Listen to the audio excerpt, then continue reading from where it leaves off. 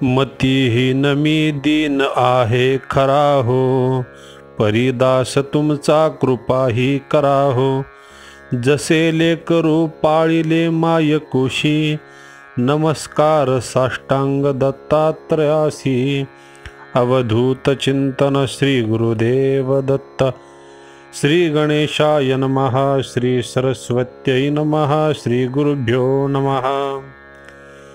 सिद्ध योगी महाराज शिष्याला म्हणाले की मातेने नरहरीला लहान वयात संन्यास घेऊ नकोस असे सांगितले.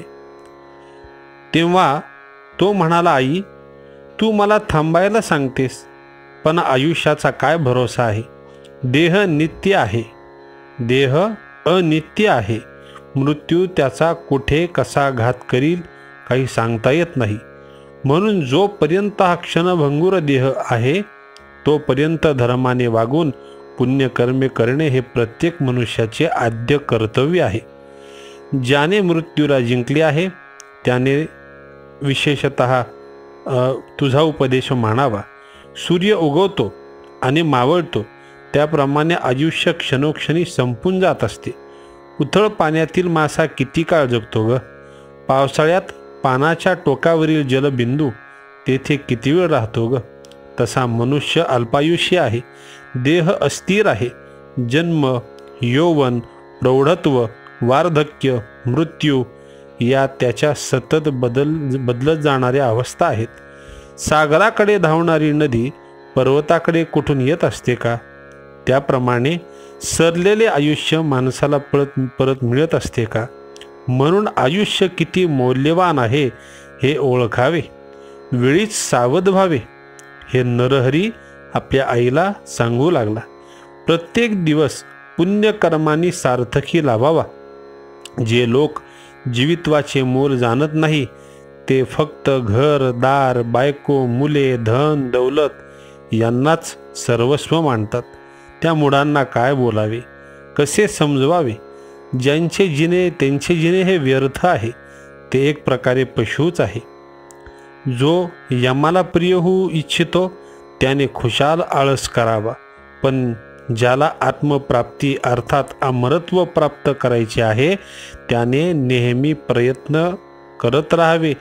वेळीच परमार्थ साधन करावे, स्वहित साधावे. आणि आई मी तेच करणार आहे, तू मला अडवू नकोस ग. नरहरीच्या मुखातील ती बोध वचने ऐकून त्याचे माता पिता व उपस्थित लोक थक्क झाले. अंबा काकुळतीने म्हणाली, बाळा तू तर माझे दैवत आहेस. मला 4 पुत्र होशील असे वचन दिले आहेस. मला 1 पुत्र होऊ दे, मग तू जा. आता शब्द मोडून गेलास तर मी प्राणत्याग करील. तू माझी ही इच्छा पूर्ण कर. नरहरी म्हणाले, एवढेच नाही. ठीक आहे, मी वर्षभर येथे राहतो. तुला 2 पुत्र होतील, मग मला आज्ञा दे. 7 वर्षाच्या नरहरीचे चतुर्वेदांचे अगाध ज्ञान पाहून विद्वान पंडितही आश्चर्यमुग्ध होत असत. बरं मंडळी, मान्यवर आणि स्वतःला शास्त्री म्हणविणारे लोक वेद शिकण्यासाठी नरहरीकडे येऊ लागले. त्याची सर्वत्र कीर्ती होऊ लागली. त्यांचे कर्तृत्व पाहून मात्या पित्याला मोठे समाधान वाटू लागले. काही दिवसांनी अंबा आई गरोदर राहिली. 9 मास पूर्ण होताच तिने जुळ्या पुत्रांना जन्म दिला. नरहरीचा शब्द खरा ठरला. त्यानंतर 3 महिने झाले. वर्षाची मुदत पूर्ण होताच नरहरी आपल्या मातेला म्हणाला, आई तुझ्या इच्छेनुसार मी वर्षभर या ठिकाणी राहिलो. तुला 2 पुत्र झाले. यथावकाश आणखी 2 पुत्र आणि 1 कन्या होईल. ही सर्व आपत्ये ज्ञानी, दीर्घायुषी, सदाचारी होतील. सुखात आनंदात राहतील. तुमची सेवा करतील. आता तरी आई मला निरोप दे. ते ऐकून माधव आणि अंबा या दोघांना दाम्पत्यांना फार वाईट वाटले. नरहरीला वंदन करून ती दोघे म्हणाली, बाळा तू आमचे कुलदैवत आहेस. तुझ्या पुढे आम्ही काय बोलणार. आम्ही मायामोहात गुंतलेली सर्वसामान्य प्रापंचिक माणसं, आम्हाला तुझ्या स्वरूपाचे काय ज्ञान नाही रे. तुला आमचा पुत्र समजून आम्ही तुझ्यावर रागवलो. काही आमच्या हातून जर चूक झाली असेल तर आम्हाला क्षमा कर. आमचे प्रदोषकाळची शिवपूजेची सेवा तुझ्या रूपाने फलद्रूप झाली. तुझ्यामुळे आमची 42 कुळे उद्धरली. तू आम्हाला पावन केले. त्यांचे वात्सल्य जाणून नरहरी म्हणाला, मी तुमची भावना जाणतो. तुम्ही ज्या ज्यावेळी माझे स्मरण कराल त्यावेळी मी तुम्हाला भेटण्यासाठी येईल. तुम्ही सुखात आनंदात श्रीमंतीत जगाल. तुम्ही जन्मोजन्मी शिवाची आराधना करताल. त्यांची भावभक्तीने प्रदोष केली आहे, त्यामुळे तुम्हाला यश कीर्ती प्राप्त होईल. मी तुम्हाला 30 वर्षांनी पुन्हा येऊन भेटेल. आता मला निरोप द्या, मी बद्रिकावनात जाणार आहे. नरहरी तपश्चर्येसाठी निघाला तेव्हा नगरातील लोक त्याच्या दर्शनासाठी आले. त्यांच्या मनात त्यांच्या नरहरीबद्दल अपार कौतुक होते. कोणाला त्याच्या विरक्तीचे नवल वाटत होते, तर कोणाला त्याने अन्यत्र जाऊ नये असं वाटत होते. सर्वांनी नरहरींना वंदन केले आणि ते आपापल्या घरी परतले. माधव आणि अंबा त्यांना निरोप देण्यासाठी नगरवेशीपर्यंत गेले. तेथे नरहरीने त्या दोघांना श्रीपाद, श्रीवल्लभ आणि दत्तात्रेयाच्या रूपात दर्शन दिले. तेव्हा माधव आणि अंबा या दोघांनीही साष्टांग नमस्कार केला नरहरीला. बद्रिकाश्रमाकडे निघालेले नरहरी आधी काशीला गेले. विश्वेश्वराचं दर्शन घेतलं.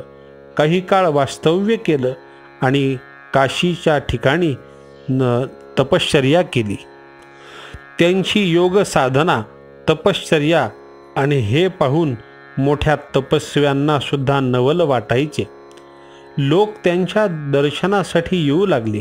तेथे कृष्ण सरस्वती नावाचे एक वयोवृद्ध आणि तपोवृद्ध यती होते.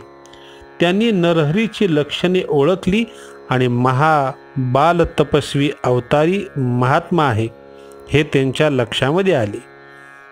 तो यतीश्वरांना आणि विद्वज्जांना म्हणाला, नरहरी हा लहान बालक असला तरी पराकोटीचा ज्ञानी आणि तपस्वी आहे. जगाने वंदन करावे अशी नरहरीची योग्यता आहे. कृष्ण सरस्वती सगळ्या विद्वानांना बोलून सांगू लागले की ते नरहरी फार मोठा तपस्वी पुरुष आहे. त्यांची उपेक्षा करणे चुकीचे आहे. तो गुरुपदाचा अधिकारी आहे. लोकांना अनुग्रह देण्यास समर्थ आहे. हा लोकांचा उद्धार करेल आणि पाखंड्याची तोंडे बंद होतील. परोपकार करण्यासाठी त्याने आधी संन्यास घ्यायला हवा हा विचार सर्वांना पटला. मग काशीतील तपस्वी शास्त्री पंडित नरहरीची भेट घेण्यासाठी आले आणि म्हणाले, कलियुगात संन्यास घेणे निषिद्ध मानले जात आहे. लोक संन्याशांवर टीका करतात, त्यांना दूषणा देतात. पूर्वी शंकराचार्यांनी संन्यासाश्रमात प्रतिष्ठा मिळवून दिली. तेच कार्य नरहरी तुला पुढे चालवायचे आहे. तुम्ही संन्यास दीक्षा घेऊन या प्राचीन परंपरेचा उद्धार करा. त्यांची विनंती मान्य करून नरहरीने कृष्ण सरस्वतीकडून विधिवत संन्यास दीक्षा घेतली. नरहरी नरसिंह सरस्वती झाले. ते ऐकून शिष्याने योगी महाराजांना प्रश्न विचारला, महाराज, नरहरी म्हणजे दत्तावतार.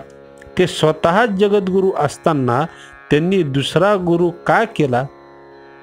योगी महाराज म्हणाले, राम हा विष्णूचा अवतार. तो जगचालक असूनही त्याने वशिष्ठांना गुरु केले.